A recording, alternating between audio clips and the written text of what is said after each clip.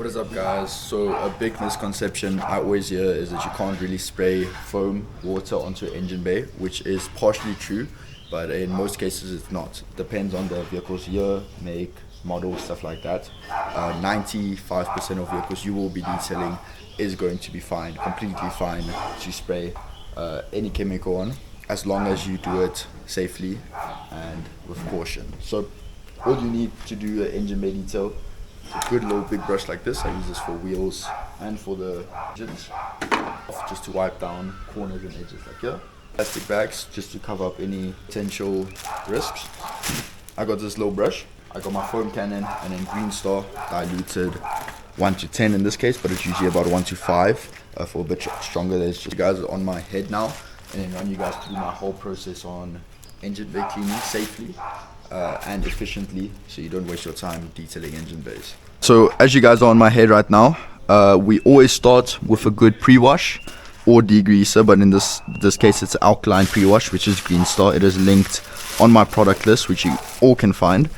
So we're not only going to spray the engine, but we also clean this top part. At most engine bays these days has a heat sensor thing here, which you do not want to spray at all. It's made out of fiberglass and it actually makes it rot over time, so don't spray that at all.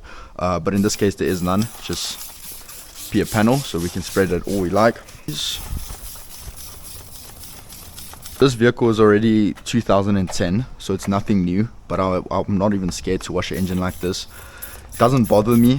What does bother me is like 1990s, maybe 2005. And just how vulnerable the engine looks. If there's no plastic compartments covering most stuff, I wouldn't wash it. Alkaline cleaner as choice. You can always do a bit of acid on some grease and stuff, but in this case I won't be, as this engine isn't horrible. Just always make sure you're safe when doing so. Right, so when covering up the engine bay, I like to use 2 or 3 plastic bags, just spar bags. But you have to look at stuff like, one is a battery. I always cover up the battery, and then any air intakes. As you guys can see, this air intake is closed from the top, so I'm not going to worry about this.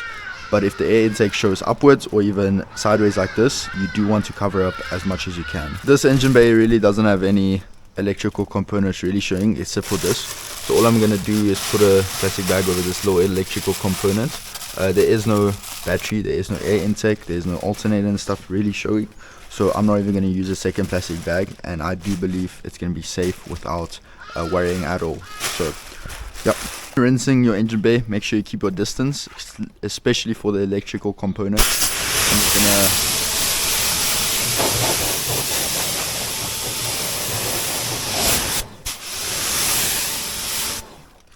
gonna rinse it so it's wet, where we will be spraying it down with the foam cannon, which is just normal soap I use for the car.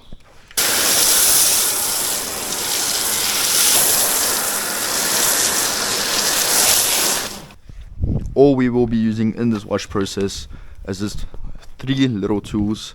This is definitely by far the best. It helps with all the big panels, all the nooks and crannies.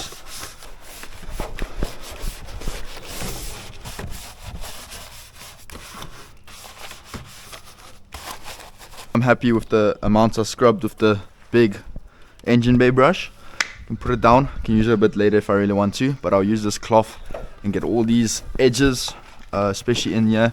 That's usually not the easiest to reach, but doesn't have a lot of components, even just like this.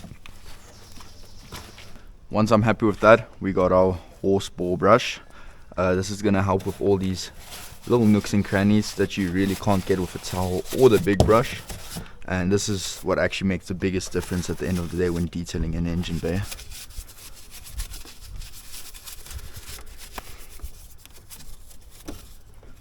Detailing an engine bay really shouldn't take you longer than 10 or 15 minutes, and it's an easy upcharge. I mean, charging 300, 400 Rand for engine bay is not out of the ordinary. I charge 290, but that's 100% up to you. If you believe you've scrubbed enough and you're happy with the area you've covered and want to spray it down again, make sure you keep your distance where needed. But then I'm going to get close on places where I know it's okay, like these plastics, stuff like this. Difference at the end.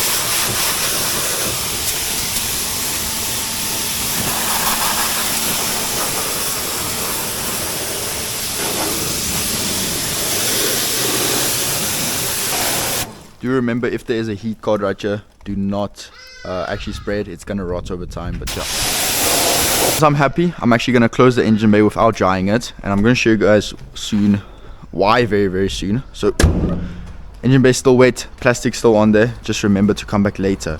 The reason for doing this is so I can wash the whole car, as some water can still seep in through here and stuff. And then once I'm done with the whole car, drying the whole car, I'm actually going to come back to the engine bay. I'm going to dry it, any dry spots that needed, and I'm going to add the protection, which I'm going to show you guys now. We just washed the outside of this car, meaning the engine bay is mostly dried, and we will be applying our protectant of choice. So it's easy as spraying it on, working it in, and I mean, look at the difference between that and that. I recommend just wiping it off a bit so it's not as dry, and that is restored, protected, and it's going to keep it clean for a bit longer. I'm going to dry every little nook and cranny up here and everything, just for that. Is your engine bay detail of the day. As easy as that. That did not even take 20 or so minutes, including the outside wash. I would recommend drying it a bit better with compressed air, if you do have that on hand, if you do have it as an option. But yeah, that's your engine bay detail of the day.